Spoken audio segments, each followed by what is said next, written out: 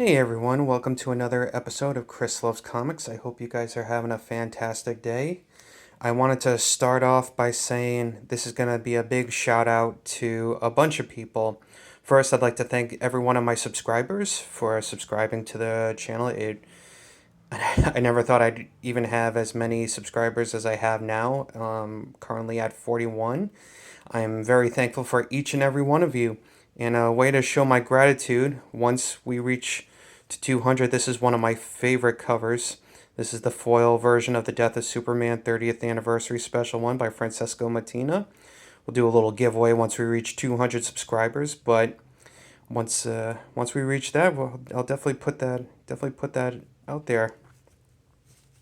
Also, I'd like to say a big thank you to my comic store, TJ Cafe and Games in Milford, Massachusetts. They are just a fantastic store. The owner, Tom Shea, he's been in Milford in the collectible scene for going on 30 plus years. But my friend Dave Reed, who is also part of the Facebook group that I'm part of, Comic Book Corner 2.0 Webheads Unite, with a couple exclamation points. I highly recommend, if you love comics and you love a good mellow group of like-minded people who just have a genuine love for comics, and we share hauls and stuff like that. It's run by Michael Kozlik, who also has a YouTube channel at Comic Book Corner 2 with Michael Kozlik. I will put the links in the description down below. I also want to give a huge shout out to a few other guys, Scott Vaughn at svaughn82 and Trevor at Trev the Shipping Guru on YouTube, and also Adam Durr at collectingwithderrz. These guys are they've given me so much advice on how to start up the YouTube channel, and I don't know where I'd be without them. They're just great salt of the earth guys, and they're just genuine friends. My only regret, I've told them before, is I wish we all lived a little bit closer, because we're all over the country, and just to hang out and talk comics, I would have loved that. But we're all very good friends, and we're all part of the same YouTube group as well too. So I'll put links for their YouTube channels in the description down below. But with that out of the way, I will get started through my DC covers of the week, followed by my favorite DC book and my favorite Marvel book.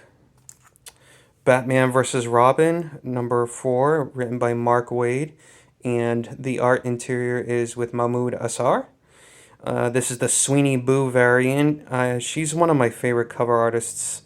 I highly recommend her work. She is fantastic.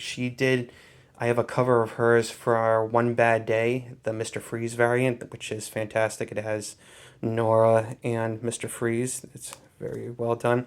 She has a few Dark Ride covers from Image, that's written by Joshua Williamson. And speaking of Joshua Williamson, we get to the last and final issue of Dark Crisis on Infinite Earths number 7.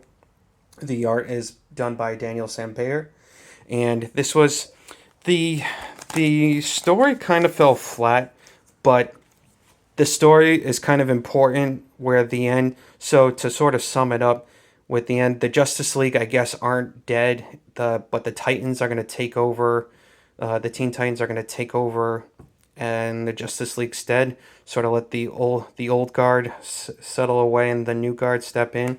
But not everyone on Earth is happy about it. So there's a little epilogue with talking about the stuff that's happened on Earth, and there's this person meeting up with a council, and this person is talking about, we need to take care of these people and make cages for them so they'll never hurt the Earth's population ever again. And then you find out who the person is, none other than Miss Amanda Waller. So I guess the Suicide Squad are going to come back next year. You see my buddy Peacemaker. I loved the show Peacemaker on HBO Max. You have the Batman who smiles. I found out her name. Her name's Peace Wrecker. Get it? Homemaker, home wrecker. So, and this character, I do not know. I don't know if this is Joker or I do not know. But the Suicide Squad are going to come back in 2023. I'm very excited about that. Next book is The Flash, 789 by Jeremy Adams. This book is great. Jeremy Adams has really captured Wally West. Jeremy's just doing a fantastic job with the book, and with this book, The Flash is fighting the rogues, and the rogues are going to be, yeah, he's sorry. The Flash is fighting the rogues, and this book is a great segue into the 1 Minute War, which is going to be a special next month. Jeremy Adams is going to be writing that. I highly recommend The Flash. Next up is Jeff Johns, Stargirl, The Lost Children, #2. And the art is by Todd Nowak. And I really, really love this cover. It was sort of a Dan Mora theme this week for covers, because as you can see, we have Nightwing #99 by Tom Taylor, and the art interior is done by Bruno Redondo. This is a great run.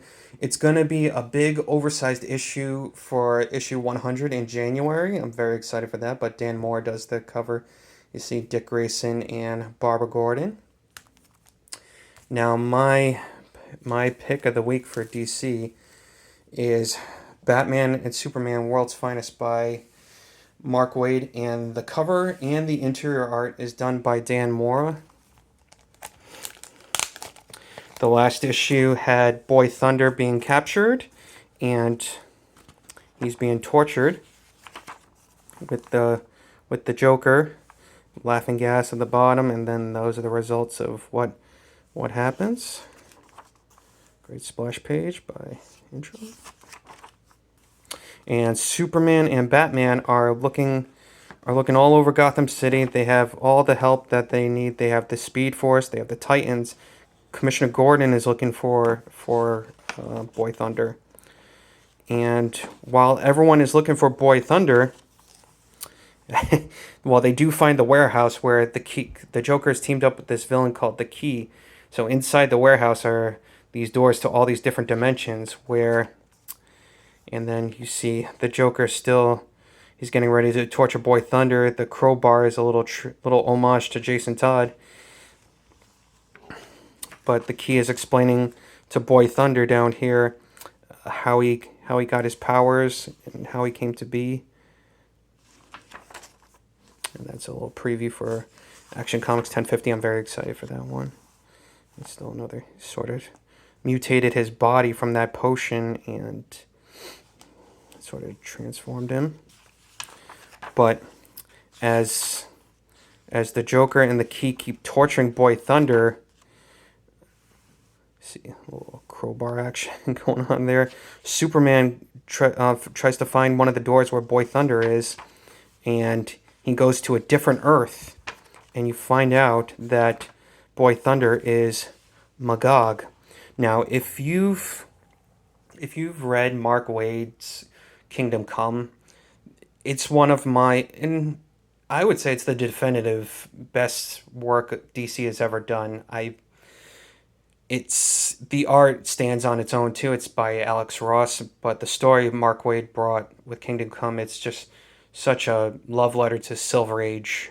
It's a good book. I highly recommend it. But with Boy Thunder being Magog, Magog is being a powerful deity.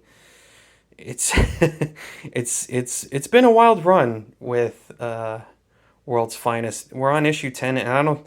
It's one of those issues. It's just always #1 in my pull list whenever we do my top 10 with my comic book group at TJ Cafe and Games with Dave Reed. It's always #1. Mark Waid has never disappointed me with this book.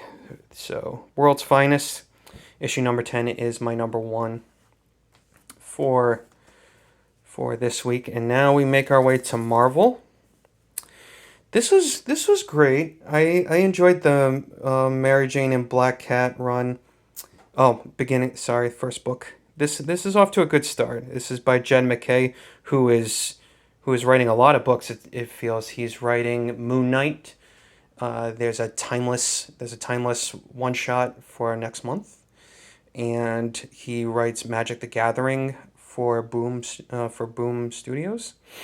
This was a great book. We have Black Panther by John Ridley, and as mentioned before, Alex Ross. You really see Alex Ross's art in this book as well too. Such a dramatic pose with Black Panther turning his back while the Avengers are trying to call him over. This was great. Wakanda #3. I really love this cover with Killmonger. This is very well done. Sabretooth and the Exiles, issue 2. I really love this cover. I think this is Peach Momoko. And my poll for the week of Marvel is Wolverine #28 with Benjamin Percy. Go over this briefly.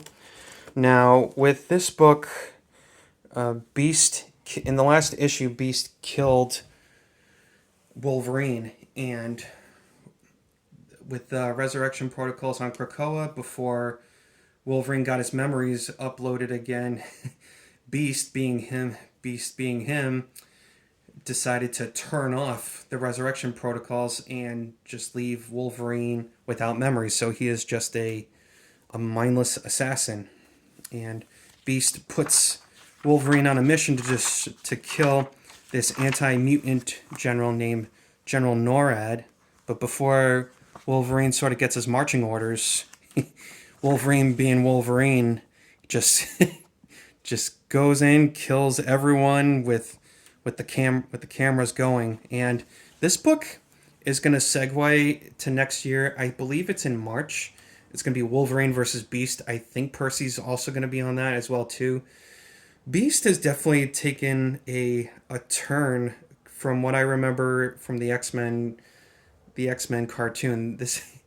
He was such a lovable poetry spouting mutant, but he's just a Machiavellian leader. He's always 2 steps ahead of his enemies, and I guess his enemy's Wolverine. He's just using him as a blunt instrument, who is his friend. Now he's his assassin. And there you have it. That is this week's episode of Chris Loves Comics. Please feel free to like and subscribe and share it with your friends. Please, it's like I said before, you guys are great. And once we reach that 200, definitely going to give this book away. This is just my way of saying thank you. And if things keep going as well as they are, I think once we reach 1,000, I may give up a slab. I also have a Thor run of Donny Cates that I've been considering giving that away once we reach 1,000. It'll definitely be a good present. Definitely be a good prize. But I just want to say thank you guys again, and thank you to Adam, Trevor, Scott, and Michael from my comic book group, Comic Book Corner 2.0, Webheads Unite. Look them up on Facebook. They'll let you in. It's a really great group, guys. I highly recommend it. And my store, TJ Cafe and Games in Milford, Massachusetts, and my friend Dave Reed, who has just been hooking me up with these covers. All right, I'll see you guys next week. Take care.